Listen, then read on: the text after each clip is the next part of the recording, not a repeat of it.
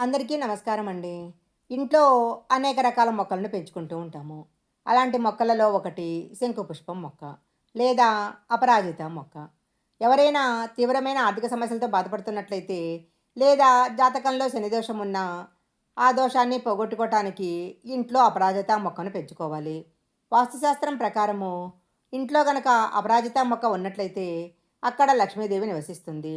అయితే మనము ఈ మొక్కను పెంచుకునేటప్పుడు కొన్ని జాగ్రత్తలు తీసుకోవాలి.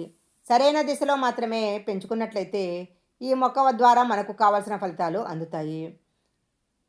వాస్తుశాస్త్రం ప్రకారము ఇంట్లో ఉండే ప్రతి వస్తువు కూడా ప్రతికూల శక్తిని లేదా అనుకూల శక్తిని ఉత్పత్తి చేస్తుంది.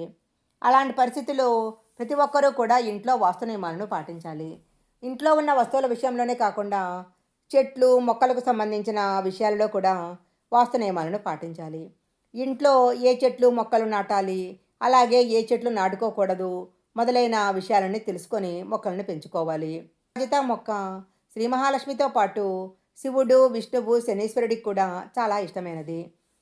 ఈ మొక్క కనుక ఇంట్లో ఉన్నట్లయితే ఆ ఇంట్లో ఆనందము శాంతి శ్రేయస్సు తీసుకొని వస్తుంది. అయితే అపరాజిత మొక్కను ఏ దిశలో నాటాలి, ఈ మొక్కను నాటడానికి ఏ రోజు మంచి రోజు మొదలైన విషయాలు తెలుసుకొని ఈ మొక్కను నాటుకోవాలి. అపరాజిత మొక్కను నాటేటప్పుడు మనం ఎప్పుడూ కూడా దిశను గుర్తుంచుకోవాలి. ఈ మొక్కను ఎప్పుడూ గణేశుడు లక్ష్మీదేవి కుబేరుడు నివసించే దిశలో ఉంచాలి. అలాంటి పరిస్థితుల్లో అపరాజిత మొక్కను ఇంటికి తూర్పు ఉత్తరం లేదా ఈశాన్య మూలన నాటడం మంచిది. గురువారం కానీ శుక్రవారం కానీ ఇంట్లో అపరాజిత మొక్కను నాటినట్లయితే మంచిది. గురువారము విష్ణుమూర్తికి, శుక్రవారం లక్ష్మీదేవికి అంకితం చేయబడింది. ఆ రోజుల్లో కనుక ఈ మొక్కను నాటినట్లయితే ఇంట్లో సంపద పెరుగుతుంది. ఇంటి ప్రధాన ద్వారం దగ్గర ఈ మొక్కను కనుక పెంచుకున్నట్లయితే చాలా మంచిది. ఇంటి ప్రధాన ప్రవేశ ద్వారానికి కుడివైపు పెంచుకోవటం మంచిది. ఇలా కనుక ఈ మొక్కను పెంచుకున్నట్లయితే అది ఉత్తమమైన ఫలితాలు వచ్చేటట్లు చేస్తుంది. శంకుపుష్పం మొక్కను ఇంటికి దక్షిణము లేదా పడమర దిశలో ఎప్పుడూ నాటకూడదు. ఇలా చేయటం వల్ల దేవుడి యొక్క అనుగ్రహానికి దూరం కావాల్సి వస్తుంది.